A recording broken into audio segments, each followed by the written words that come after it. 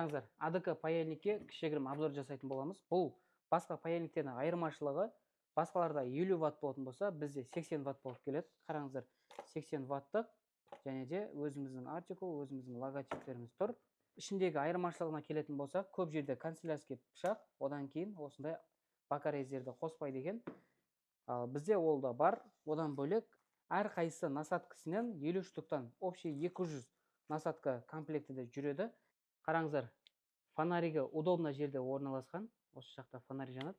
Насадканы қоясыздар, 5 секундтан кейін қызиды. Қазір сіздерге іс барысында көрсететін боламыз. Қазір мұздай болып тұр. Енді 5 секунд күтеміз, сонымен қызиды. Міне, басқан жоқпын, басқан кезде фонарь жанады. 1, 2, 3, түтін шығып жатыр. 4, 5, міне. 5 секундта қыздырып береді. Осындай сапалы инструменттер қажет болса, бізден алсаңыздар болады. Енді сіздерге кішігірім қалай қолдану керектігін көрсетіп өтетін боламыз. Келіңіздер.